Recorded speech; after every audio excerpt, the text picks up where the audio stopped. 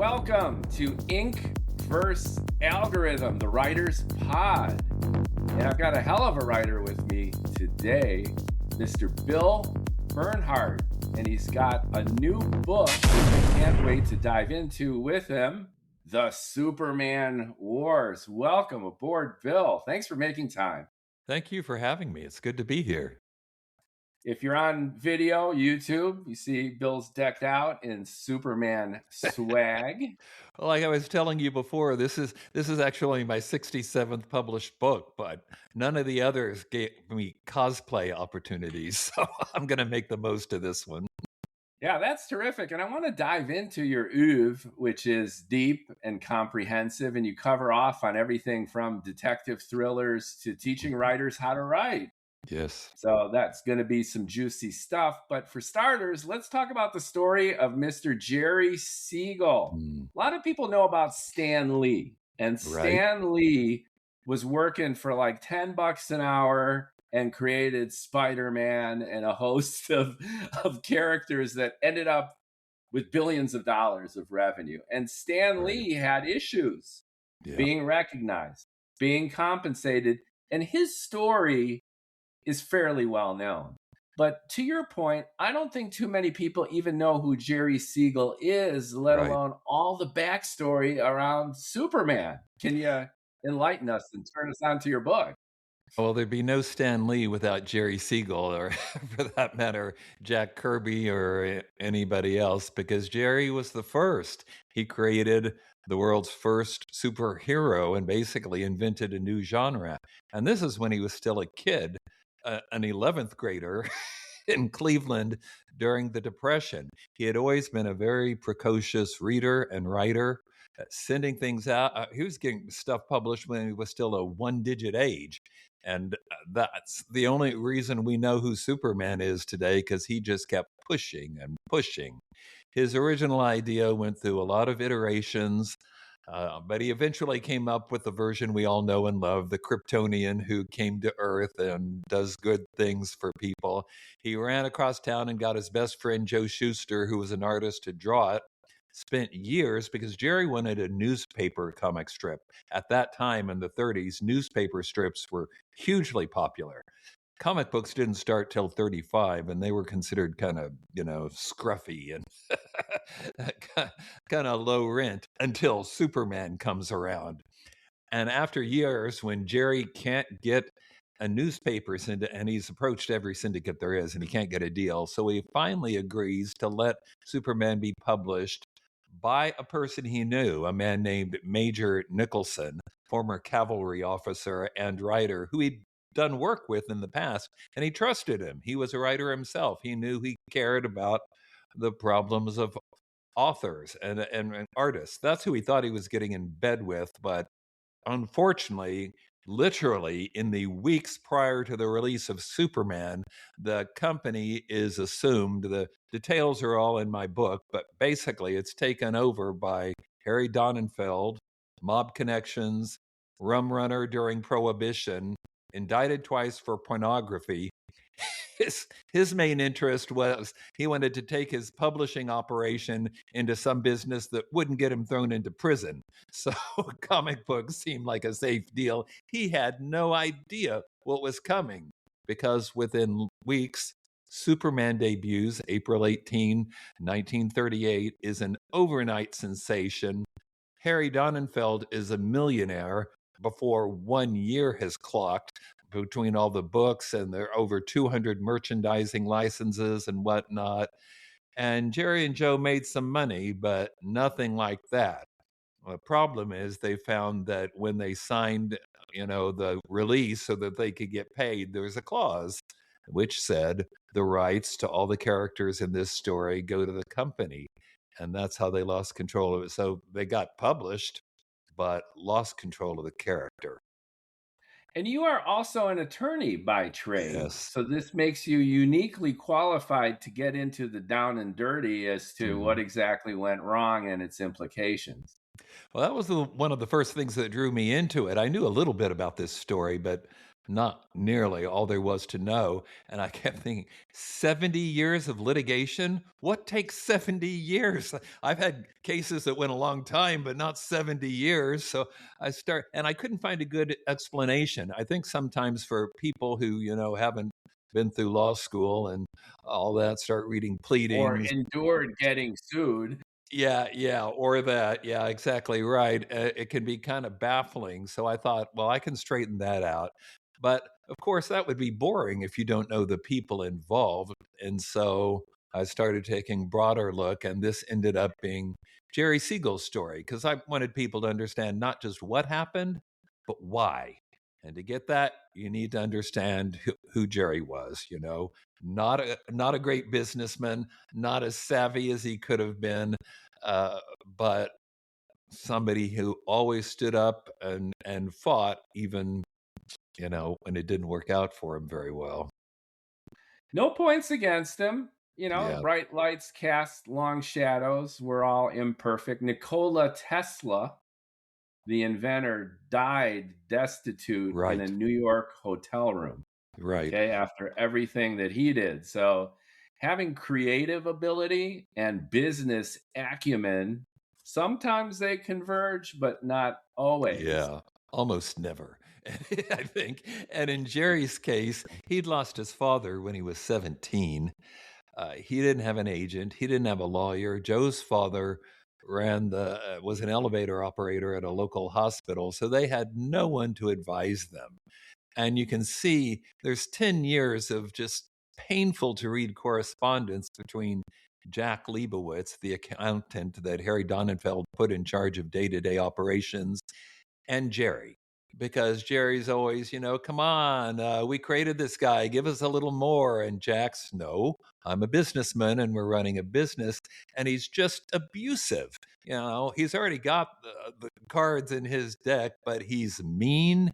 He's insulting, he's infantilizing. He keeps calling Jerry and Joe the boys, even when they're like in their mid 20s, as a way of putting them in their place. He constantly threatens to fire them, even though they supposedly have a 10-year employment agreement. I don't know what the value of that is when the boss keeps threatening to fire you.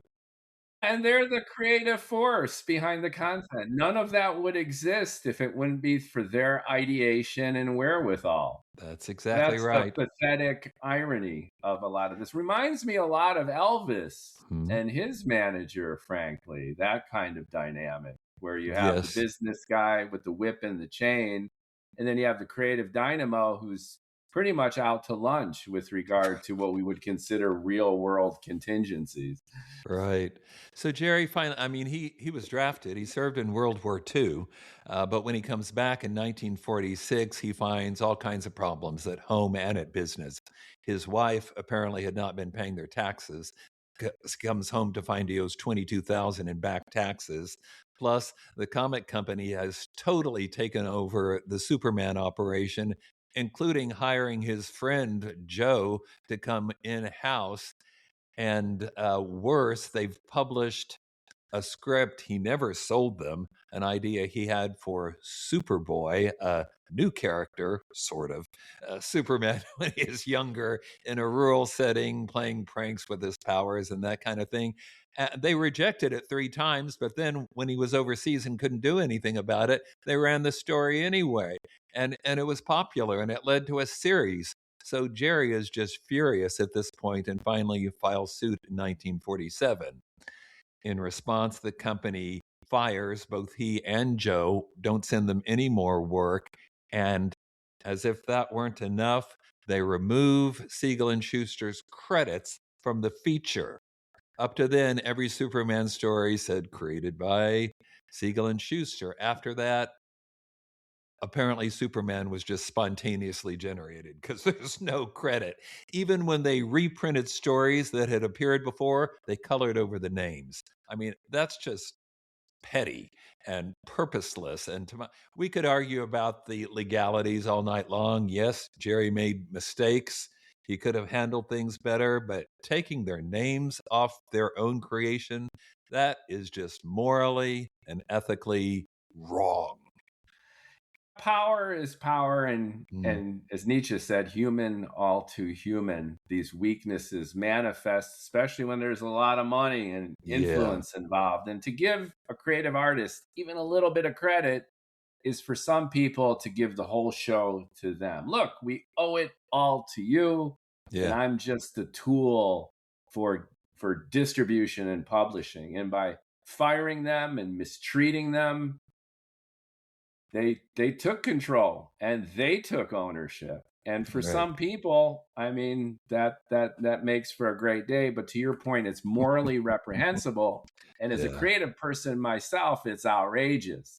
The Yeah. lesson I take from this, though, is as a creative person, listeners and viewers, ink versus algorithm, we're Mhm. not talking about AI now. We're talking about shady business practices. So ensure that your contract is buttoned up. Bill, Yeah. you're a successfully published author, more than 60 books. So I'm sure you've had your adventures, but as a lawyer, I'm sure you double check what you're getting yourself into. And I think that's a smart best practice for creative people Of course, everywhere. and everyone should. And this is why I think this book is so timely. Uh, Even if you don't care about comic books or Superman, it's still a very relevant story because this conflict between art and commerce is still very much with us. And commerce always seems to win. I don't care what people are doing, whether you're writing, you're painting, you're creating original content for YouTube, you've got to protect yourself or you will be robbed. That's just the world we live in. I think you know I host an annual writers conference. It's called WriterCon, and we do some smaller programs as well. But one of the things I always try and emphasize is, yeah, of course, learn to write, learn about the business, but most importantly, make friends. Meet other people in the same situation you are that you can call on when you've got a question, or people who might know something you don't. If you're going into traditional publishing and dealing with the New York guys, get an agent because that's their job to take care of you, and that is just so important and still important today. Links below, folks, for WriterCon, and I'd love to follow up with you if you're into it and see what the sessions were like and what kind of Mhm. feedback you got. I think providing a resource for writers is just so central. Writing is a very ostensibly introverted pursuit. You're in your own Right. head. You're creating your own content, and writers tend to aggregate around that mood and that feeling that, hey, all the work that I do is just in creating the content and then let the world take it from here. But that's not a good idea for all the No. reasons that you mentioned, exemplified by Jerry's story, which Hmm. is the extreme version of this. Yeah, I get email from people every day because they've gotten an email or they found a website, somebody's approached them and they want, is this a scam? Is this for real? And it's hard to tell, particularly with AI. Let me tell you, I waded through, I'd guess, around 10 emails this morning. Somebody trying to either get my contact info or my money. And they were all credible. I mean, they've clearly, their AI has either listened to an interview or scanned the book Oh, because they know all about Superman. Yeah. And they're just trying to rip people off. For that matter, there are big name publishers that have lines that are basically just vanity presses, take your money, give you back nothing. There's all kinds of scams out there. And here's another link to put in your show notes. Give them a link to Writer Beware because it's a great website and it tracks some of these scams that are targeting writers. the irony is that AI is getting so good at digging into our content and Yeah, really often getting to the heart of what we're about, and yet it's coming from the scammers. yeah, I'm yeah, waiting for legit advertisers and legit platforms to understand us and prioritize the algorithm so we rank better for the audiences who do care about our content. Isn't yeah, that the paradox that the trailblazers in using AI for precision targeting are the scam artists? That's yeah. kind of sad, and presumably that's an early precedent too with all the other technology. Yeah, I'm sure things will. I mean, AI is new and nobody really, I'm sure there probably are some useful purposes for it. I don't really know what they are, but the Yeah. generative AI, the thing that makes up stories or videos or whatever, we already have creatives, and they don't need to be competing with an algorithm. Let them. I mean, AI can do grunt work that nobody wants to do, fine, but keep them out of creative stuff. I agree, but the Venn diagrams are Right. slipping over each other. And one of the common themes on this podcast and my other podcast, the Science Fiction Fantasy Factory, is creatives duking it out with AI. And the other point that's beneath and, in a sense, throughout all of this, to your point, is being ripped off. So the AIs, in order to do their generative AI, are literally taking copyrighted material for free, ingesting it into their large language models, chopping it up into tokens, doing the weighting relationships, and then barfing it back out. And they're making all the money. They're getting billions in investor capital. And what Right. about the real humans who created the real content feeding these machines? Right. Who now want to charge me a fee to use their algorithm. And I'm like, shouldn't you be paying me a fee? Because I think you scanned my book. You scan my books. It's like You're you're using my content and now I'm paying you $20 a month for what? right. Right. Now, you probably know about the Anthropic lawsuit, which, Of course. Yeah. I'll give them credit. At least they have set some money aside to pay writers and, have implicitly acknowledged that they should not have done what they did. But there are a lot of companies out there who haven't even done that. I think that got Anthropic off the hook. You know the Hmm. power of a settlement as an attorney. Sure. So they are morally and financially done with it. And Yeah. yet the practice continues. And as creators, we're getting hit on all sides from the email scammers, Yeah. content being ripped. And we're also competing with AI in terms of the marketplace. I just read that I think 2/3 of the books published on Amazon are just bot generated slop. Wow. I don't know how you'd know that at this time, but I do know that 4 million new books were published last year, and about 3 million of them were self published, meaning they're probably digital ebooks only. And and that's higher than it's ever been before. And so It's a little sus. yeah, that's a lot of AI slop, I think. But let's go back to Jerry.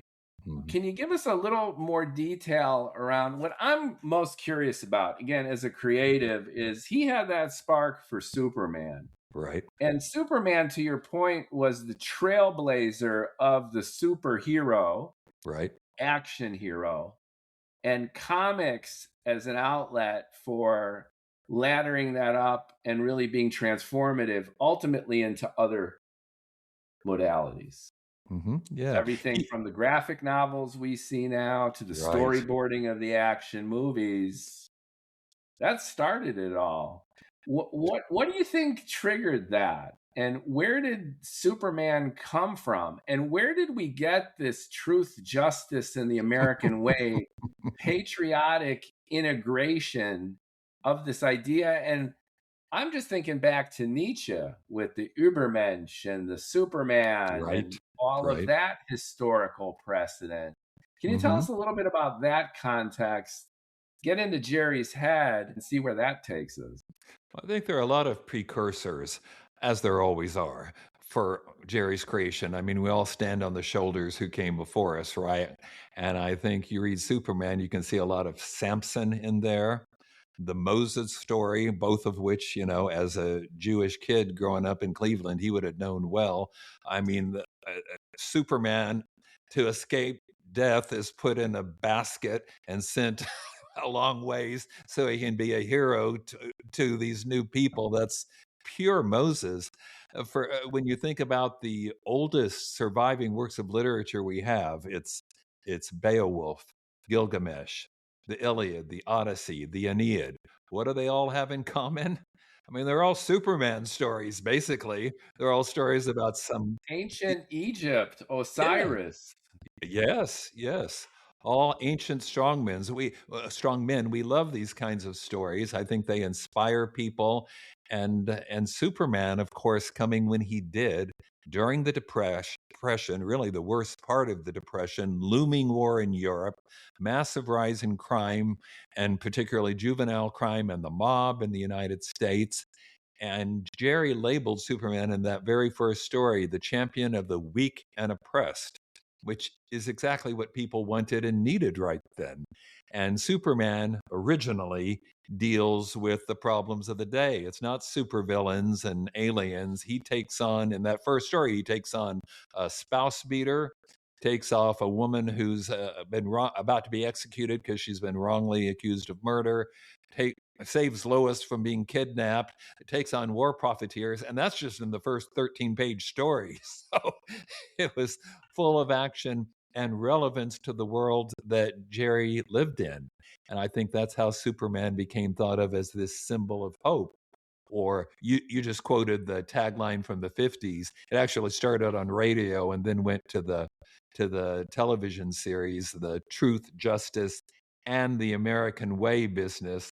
The American Way, obviously, being kind of political propaganda for the 50s. But it, in a real way, he did. He did represent the American way in the sense of being a good person and helping your neighbors and trying to make the world a better place. I think that's part of the instinctive appeal to the whole character. Here's a guy who's got so many powers, he could just take over. He could do anything he wants, but he doesn't. Instead, he kind of hangs in the background behind this meek, mild secret identity and helps people when he can without taking anything for it. He just does it because he was raised by a good farm couple in Kansas and they taught him to be a good boy. So he is. How can you not love that character? The archetypal hero really, really resonates. And if you look at the top 100 grossing films of all time, no exaggeration, I think 85, 90% of them are science fiction, fantasy, these over the top, heroic Superman, superhero style adventures. There's something deep and an innate Jungian in a sense about how we're just drawn to this, can't get enough of it. Yes. And Jerry, as a kid, tapped right into it. So, despite the difficulty in getting it expressed in the real world, and despite getting screwed every which way by these shady business types, it eventually won. Superman became the iconic trailblazer that we know it to be.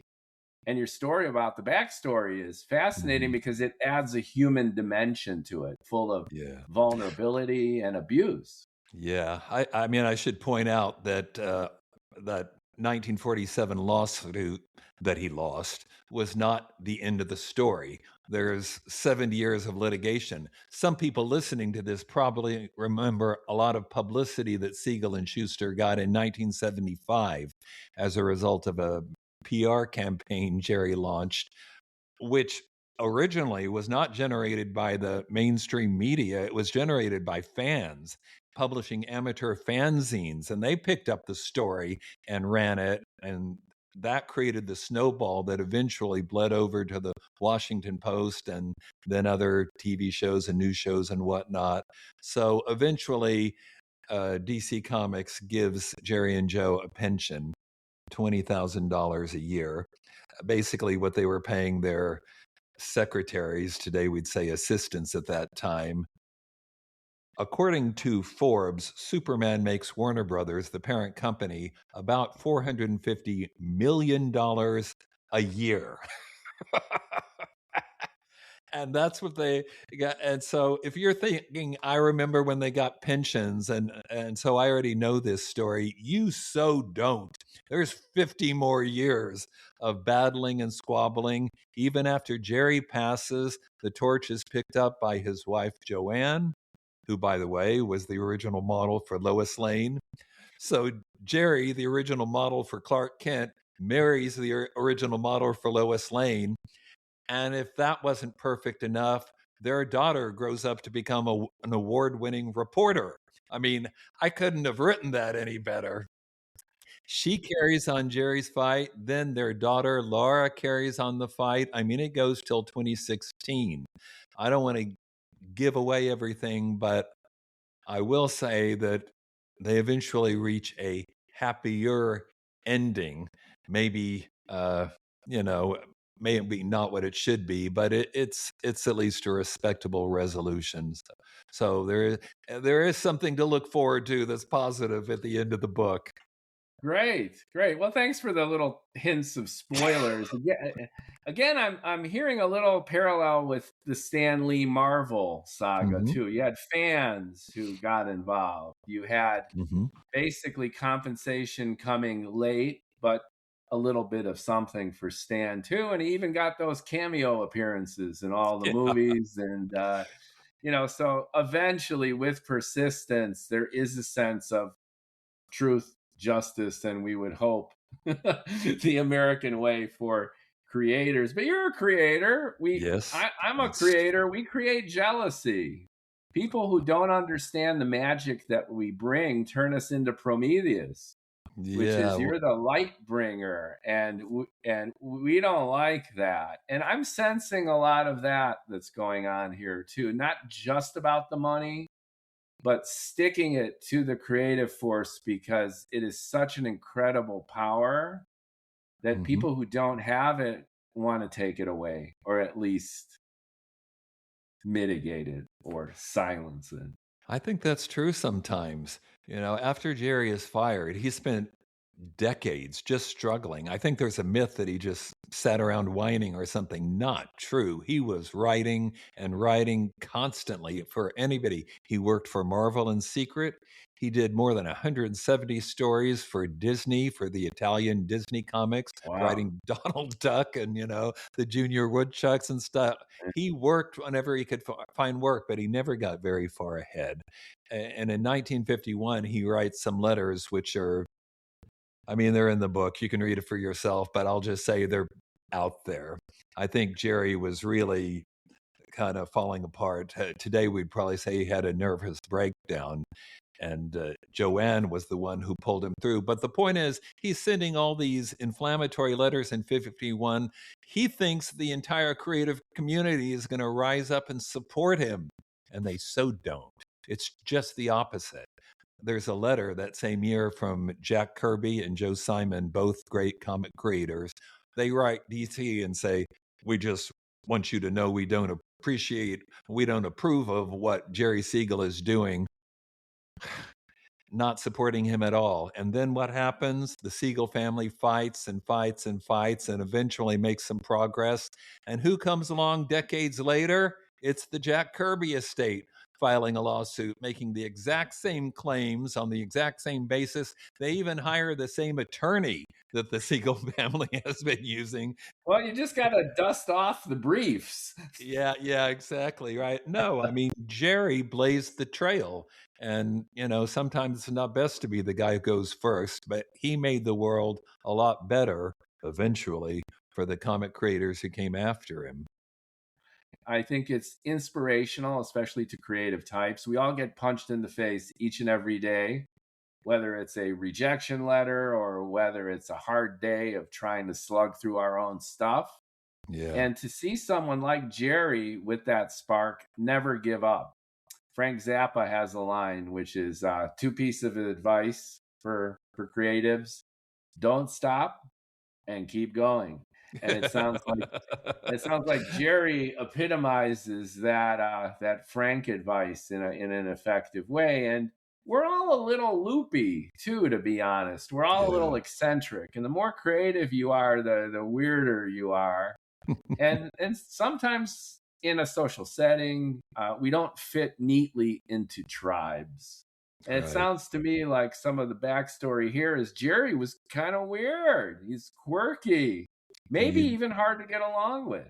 That's not blaming the victim. I'm merely saying that we're all in this boat of being eccentric and different from most folks. No, I think that's true. I say in an author's note at the end of the book that, I think Jerry Siegel was a genius. He launched a new genre. He gave credibility to a whole industry. but he was not I mean, none of us are perfect person, but I do think that sometimes genius has a price. You know what I mean?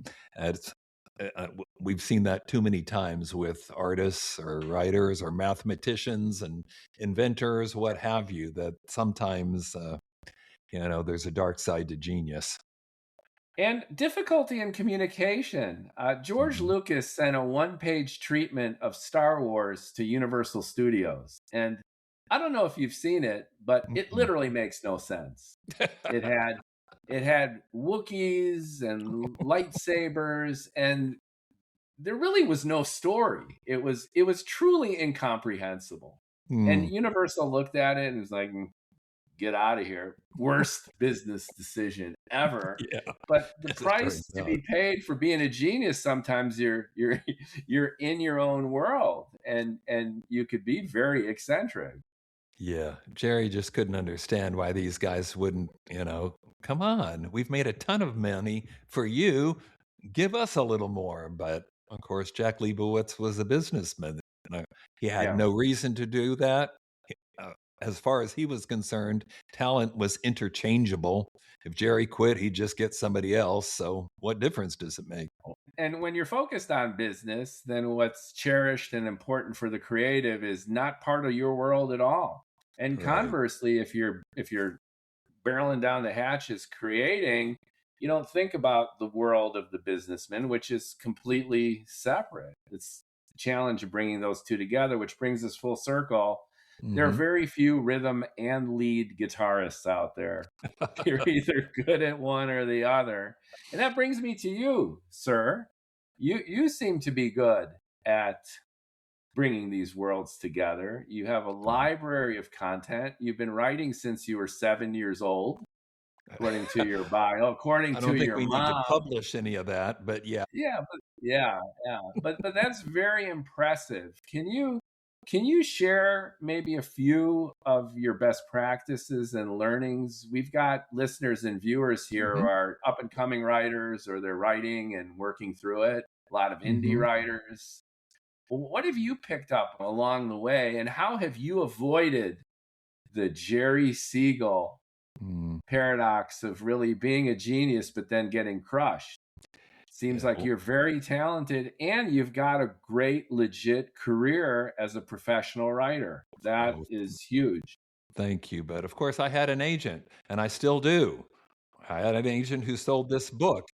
How did you guys find each other? That's uh, like a big first step, but it's a cat chasing its tail. I need to have some popularity to get the attention of a good agent, but how can I get a good agent if you need to come to WriterCon or somebody else, but someplace else. But we always bring a lot of agents in, and they're not random. After 35 years in this business, I know who the good agents are. I know who can be trusted, and you know, I don't bring anybody to WriterCon unless I'd be happy to have them as my agent. In fact, my current agent is someone I met at this writers conference. So, that's what you need to take care of. You already gave the best piece of advice, which is don't quit. But to add on that, I would suggest people who are writing or aspiring to write or would rather do that than what they're doing now is to start treating it like a job, which is what I do. I get up in the morning. Well, I don't immediately write. I feed the cat, I water the flowers, I take out the trash, and then I sit down and start writing every day, whether I feel like it or not. Some days you get up and you know, the laundry seems really appealing, like anything other than writing, but treat it like a job, which means you show up on time and you put your rear in the chair and you go to work. And I understand that people have day jobs, and it's best if you can write every day, even if it's just for an hour or two. If you can't do that, then figure out what you can do. Write on the weekends or get up early in the morning, like I used to do when I was practicing law, and find some way you can put something into this book you're writing every day. Because even if you just get a few pages every day, if you do that every single day, in 4 or 5 months, you'll have a first draft. which you'll probably think is terrible, but that's why it's just the first draft. Then you go back and revise it and revise it, and each draft takes a little less time. And that's how you get to a book. Don't make excuses, prioritize your writing, and do it as frequently as you can. Check, check, check. Yeah. I think most folks listening and viewing have at least gotten that far.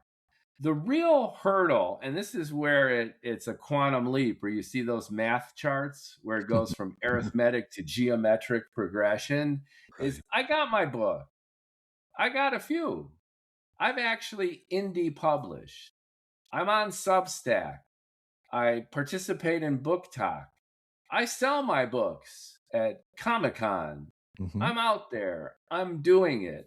But it's just so crowded. We're in an attention economy. You just mentioned 4 million. 4 million books, yeah. 4 million books. How can I cut through the clutter in a way that I can get people's attention and sustain it? Do I need to do paid advertising? Do I need to find that mythical agent that you're referring to? What's that step, which I think a lot of writers are freaked out about, between being able to sit and crank content and somehow plow through this tsunami that's out there, this content glut? Well, we do small group retreats sometimes too. And what I always tell people is to, before you pick your project, figure out what you want. Like, what is your goal? When I was a kid, I just wanted to see my name on the spine of a book at the library, that would have been the thrill. Other people, want to have a hardcover they can give their mother, or they want to brag to their university friends that they've got this big name publisher, or whatever, but you've got to figure out what you want. I've seen people who are writing really good, like serious literary novels, and then get discouraged when it doesn't sell well. Well, why did you think it would? You weren't writing something that would sell well. Or, if maybe consider a genre project if that's what you want, something that's romance or mystery thriller or science fiction fantasy, something that's easier to categorize and thus easier to sell. What do you like? Go on TikTok or the book talk part, and you can find all kinds of people promoting books, but it's usually books in a certain genre, which may or may not be yours. And I would never encourage people to write a book in a genre they don't care about. That's never going to turn out very well. But figure out what you do want, and that answers, what am I going to write? That answers, do I need an agent? That answers, where am I going to take it to try and get it published? Or maybe I'll just publish it myself. But you can't answer those questions until you know what your goals are. I think that's spot on, and that's excellent, because some folks have the notion that they should not be themselves in order to be successful. And that almost goes back to childhood. I'm not good enough. I need to put on a persona, or I need to be someone I'm not, and then things will happen for me. Yeah, well, the imposter syndrome is everywhere, right? Especially in the arts. And, I've written published 67 books, but I still finish a first draft and think, boy, that was terrible. When did I forget how to write? And then you go back and make it better and better. Everybody has that. Just table it. Try not to think about it and do the best work you can. And remember, it'll get better. It'll get better. I'm not done yet. I'm going to keep working. It'll get better. You can absolutely do that. But you do it by having faith in yourself and not quitting. Once again, Frank Zappa, I'm going to do the voice. Don't stop. Keep going. I love that advice. You'd like to say that here in the arts, it's going to all be about talent. And talent is a good thing to have, to be sure, but honestly, not that uncommon, I think. What is uncommon is having the perseverance to stick it out, like Jerry Siegel did when he's getting rejected for years over and over again, but he just doesn't quit. And that's why we have Superman. I can totally relate. I got hundreds of rejection letters when I was trying to break in. And, there was a reason. It's because my stuff wasn't very good. But over time, it gets better and you keep writing and it gets better. And eventually, you got the right book in the right place at the right time. And that's when you get published. But it probably won't happen overnight. So you just got to tell yourself, I'm not going to quit. I'm in this for the long haul. I'm going to do it until it works. And that's how you get published. Awesome. Terrific advice. What was your magic moment? There's usually, when in retrospect, a tipping point. You're cranking, you're getting rejected. You know deep in your heart that you're a writer and you're writing. A lot of stuff is coming out. You're refining your craft, to your point. And what happened? How did you first get published? And then how did it eventually ladder up to critical mass sufficient for you to hang your hat on actually having a career as a writer? Well, this is going to date me because I was trying to break in back in the late 80s. And at that point, there was no internet and no agents nor writers in the small Oklahoma town where I was growing up. So there wasn't really anybody I could talk to. But I got books and read them. I had the writer's market, that has all these agents. I remember that, the big book. I used Yeah, to it's get thick. that too. It was like a phone book of agents and publishers and all Right. that good stuff. And I'm telling you, I approached every single person who was in there who said they represented mystery novels. No interest. I mean, I was in the back of the book in the footnotes before I finally found an agent, wonderful agent, Esther Perkins, no longer with us. And she'd basically retired, but she got my package and she liked it. And she said, well, I know a guy at Ballantine, which is part of Random House. I'll send it to him. 3 months later, I'd sold 4 books to Random House. But, it took years to get there, which is why I'm saying now, of course, it's a little bit easier to find agents, not really to get agents, but you can look around on the internet and find people. You can send emails instead of snail mail. But I'd be lying if I said it was easy because it's not. It's still tough to get an agent. They are inundated by Yeah. queries in every Hundreds a week. possible That's form. right. And human beings have limited bandwidth. I mean, think about it. How time intensive is it to really understand an artist, get into a book? hmm If you are appraising a painting, well, it's an uninflected image, and you look at it and it reminds you of so and such, or it seems to be a trailblazer in other ways, and you can make an assessment. But books are books. You need to Yeah. kind of dig in there and create a relationship with the content, which is an enormous investment of time, especially when you're getting thrown dozens, Yeah. hundreds of options, synopses, treatments. You're swimming in it. And the Yeah. William Goldman statement is true everywhere, which is nobody knows nothing when it comes to what's going to be a hit. Yeah. And How that's do, how do you totally know true. what's going to happen, right? They don't know. That's why they publish so many books every month. This is literally true for New York publishers, the so called Big Five. 90% of the books they publish lose money.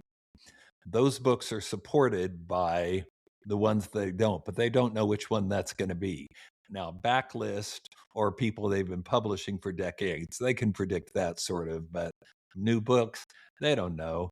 The first, Tuesday with Maury's had a first printing of 20,000 copies, which is like nothing in New York.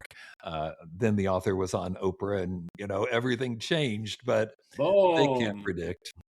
With movies too. I hmm think it's even harsher. 95% of movies are big losers, and the hits float the entire industry. But a hit is a hit. That's a Yeah, quantum leap that propels. You got hundreds, thousands of science fiction, fantasy writers. You got one Andy Weir, and right, then you've right. got the adaptations and the movies, and it's off to the races. But to your point, Andy Weir toiled for a He couple did. decades. He wrote hmm stuff that he himself calls garbage. It took him 10 years to put together his personal email list. So you He was, gotta do the lifting, and you need yeah, to create, is what I'm hearing centrally. Human relationships are the backbone to a career, one way or another. I think that's true. You come and meet people, that's going to be your street team or your beta readers or your critique group, or just it's nice to have people you can call or email when you've got a question and you just, oh my gosh, is this legit or not? Should I do this? I don't know. And it's nice to have a brain to pick. Agents today, I think, are doing the work that in now I'm dating myself again, but having been in this business for decades, I can see that agents are more and more doing work that used to be done with publishing at the publishers. That is, uh, coming up with a proposal and shaping, selling it in a way that's going to be uh, commercially appealing to somebody, or coming up with good copy. Good agents are doing that now, and publishers are just kind of slurping it up because they don't have time. The people in those companies that call themselves editors rarely do any actual editing. They go to meetings all day when, when they have time. So, and when it comes to PR, which you also published on it, mentioned earlier, uh, you're going to be involved if you're a writer. I think there's a myth that if you get a traditional publisher, then you don't have to promote it yourself. That is so wrong. If you're going to publish a book, you're going to have to be involved in the promotion. If you're not, your book's going to tank. So just suck it up and get ready for it. That is part Absolutely. of the job. I have a friend of mine who did that very traditional trajectory of a treatment to finding an agent. He had a good social media following, Mm-hmm. big press, big release. Kareem Abdul-Jabbar writing a review of the book in the New Wow. York Times. And Mm-hmm. I even told him, I go, bro, you got to hit the road. If you have to quit your day job for 6 months, a year, you got to self promote. And I think he was under the impression, sucking up to the myth that you just described, I did my work. Yeah, I'm published, we but wish. you need to be out there and hustle it. Yeah. James Elroy is one of my favorite writers, talking about mystery thrillers, LA Confidential, American Tabloid. The guy's like 7 feet tall, Mhm. and he constantly book signings, on the road, Mhm. interviews, just a I machine of self promotion. I don't think we'd have LA Confidential if this guy wouldn't have been hustling on the road to make it happen. Nope, that's how you get the word out. But we do have the internet now. I got to say, people gripe about social media, and I get that. But speaking as somebody who's been on so-called book tours, I can tell you, if book tour sounds glamorous to you, that tells me you've never been on one because it's not. It's just a new flight every day and zooming in to do the morning show and, sitting at tables and book signings, drumming your fingers and giving people directions to the bathroom. That's I'd rather do social media or talking like we're doing right now, thank courtesy of the internet. That's much better. I'd rather do that any day. Absolutely. I just got finished at the LA Times Festival of Books. Mm-hmm. So I had 4 or 5 of my books out there. Great crowd. Best crowd ever for selling anything, any genre. They're hungry. They're readers. If you go to a Comic Con or one of those more specialized one, they're much more discerning and they're in costumes and they don't really have time for writers. But suffice to say, it was 2 days that was terrific, utterly exhausting. It'll wipe you out to do these live events. Need to do them, but Yeah. get on Instagram, get on TikTok, share your stuff, and do podcasts and come on this show. I think and, podcasts are and great because, they're yeah, you can listen to them from your phone. There's no yeah. pressure. You don't have to be in a certain place at a certain time. They're just there when you need them. And I get a lot of good information out of podcasts. Oh, and I love hosting writers exactly like yourself. And on that point, let's try to spend the last few minutes of our great conversation highlighting your bench, your shelf. You've got a lot of series. You do not only fiction and mystery, but you do writing for writers. You have Yep. how-to books, which are very informative, where you Yep. share a lot of the best practices that you just outlined here. Can you give us your pitch for Bill Bernhardt? There's 10 of those books on writing. They're called the Red Sneaker Writers series, and they're relatively short. And I did that I mean, each book addresses a different topic. And I did that on purpose because I didn't want them to become people's excuses for not writing. Oh, I got to finish this book that William Bernhardt wrote. I can't write mine because I'm reading the book on how to write one. So each one of these will take you maybe 2 or 3 hours to read and maybe do the exercises, and then you can get back to writing. This is supposed to help, not to hurt. Anyway, so I did 10 of those, really just because I was doing some teaching at that time at conferences and whatnot. And I thought, that's all well and good. But if you come in with a textbook, then you're obviously an expert. So I wrote the first one for that purpose. Story Structure, it's called. And then it not only started to sell, but the audio book, which I narrated myself, outsold the print copy. And I thought, well, this is a good deal. Congrats. It's a great way to get a toehold in that. Very good, right? Exactly. And I've done other things, as you probably know. I've done a lot of legal thrillers and other things in the crime arena. I've done 3 books of poetry. I've done some books for young adults and children, done a couple of historical novels, although this is my first actual, nonfiction. In the Superman Wars, I did not make up anything, not to fill out scenes, didn't invent dialogue. I write from Jerry's viewpoint, so I use the narrative approach, if you will, but everything in the book, I've got a source.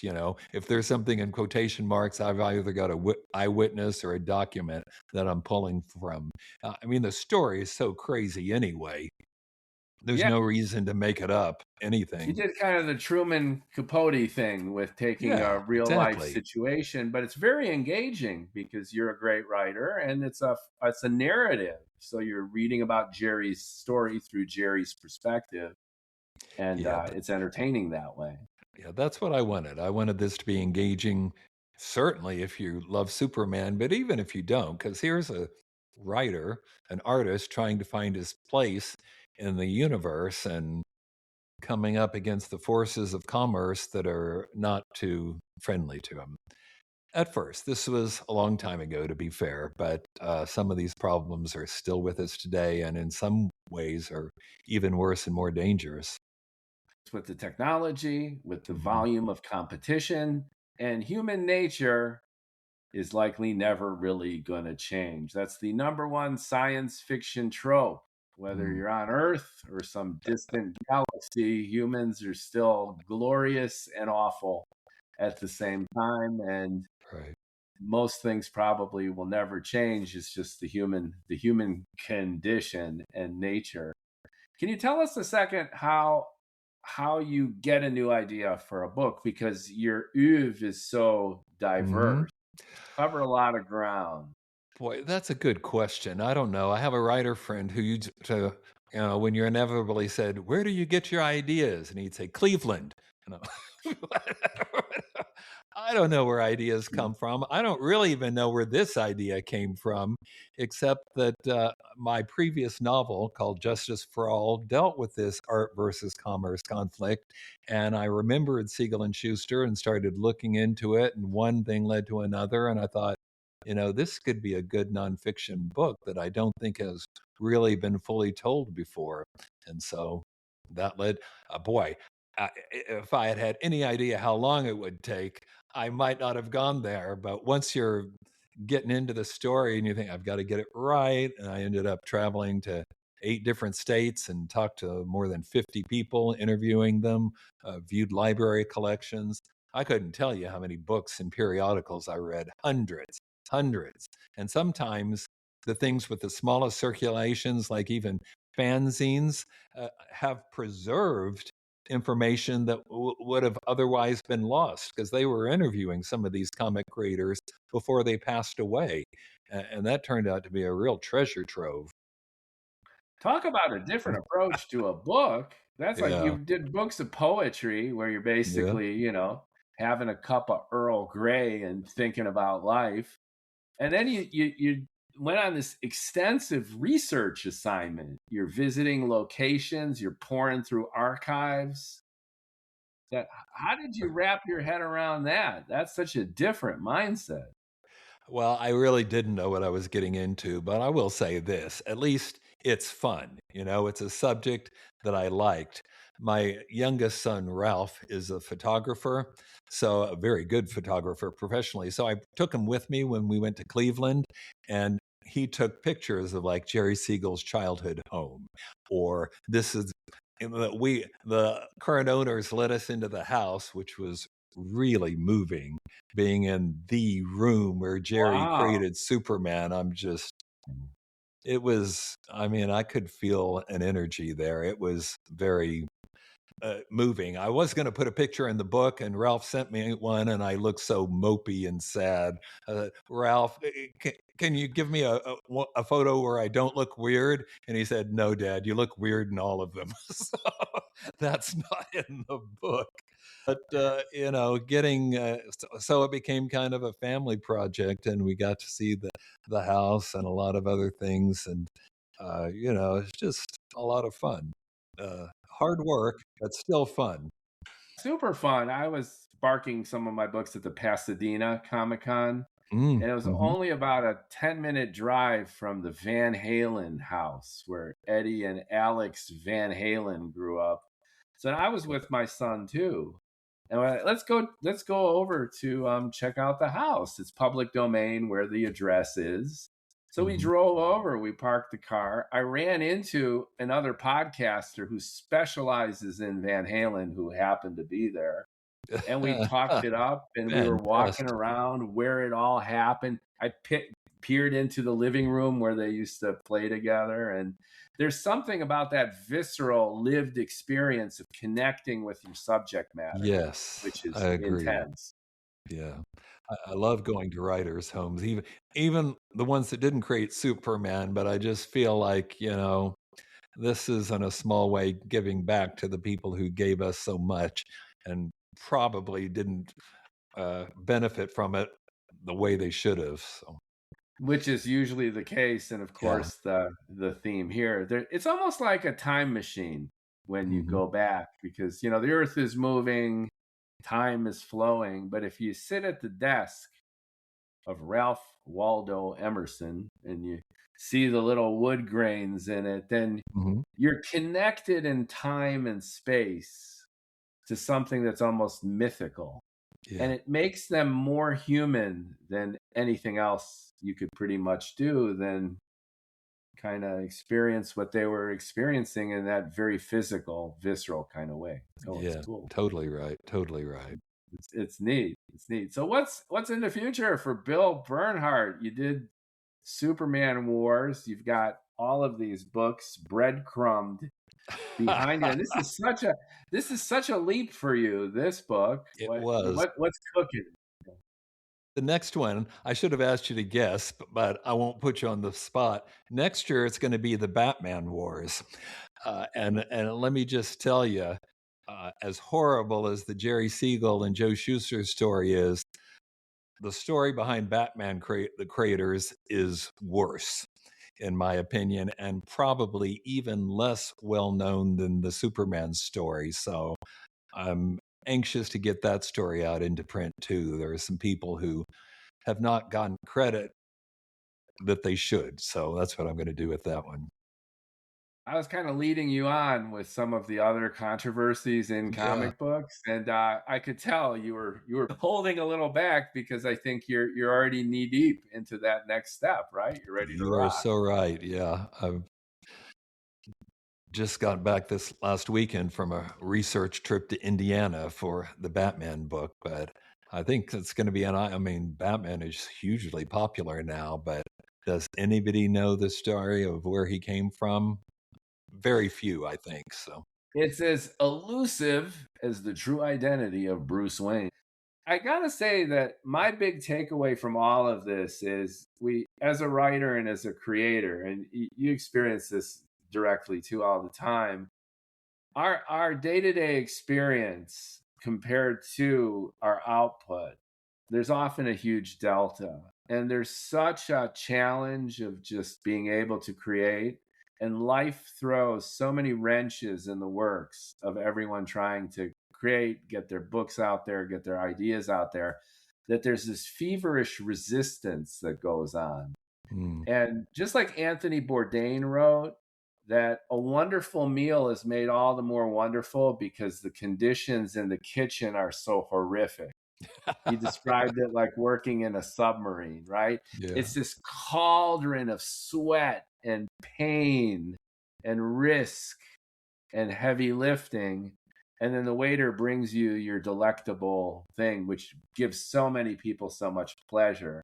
And hearing you describe Jerry's story and relating it to my own experiences as a creator, and I'm sure you could relate too, is that intense resistance between this creative energy courting the muse and all of her gifts coming down to us, and just the day-to-day grind and difficulties that we face as human beings just being able to do this, I think is a central part of the magic. And I think your book hits that home, that just like bright lights cast long shadows, if you choose this life of a creator, it's going to be difficult. There are no guarantees of success, but don't get discouraged by all the obstacles and punches in the face, because that's the fuel of the creative engine itself. Yeah, very well said. Totally agree. That's what I got the most out of this new project of yours. So I want to thank you sincerely for making time. Bill Bernhardt, ladies and gentlemen. We're going to have links bottom for you to reach them, talk to them, contact them. WriterCon. That sounds like a great opportunity to actually connect with agents who aren't scam artists. Yeah, it's Labor Day weekend every fall in Oklahoma City. Great conference. Hope you can join us. Wow. And another big takeaway, writers, it's like butt in chair, hands on keyboard. Great, go for it and do it. But your responsibility, if you want to get read, is to go out there and pitch it and give it and engage with the world directly. Yeah, exactly. And if you don't like networking, just look at it like you're making friends. You know, I think writers do tend to be kind of introverted, but this is your tribe, for Pete's sake. Everybody here feels the same way you do, so there's nothing to be embarrassed about. So don't cower in a corner or brood and be complaining and frustrated that no one reads you. Go out there and get read. Yeah, exactly. Thanks so much, Bill. It was a real pleasure, and I'd love to follow up with you 6 months or a year. And when Batman cranks out, let's unveil the secrets behind that. Sounds great. It's been a blast. Thanks for having me on.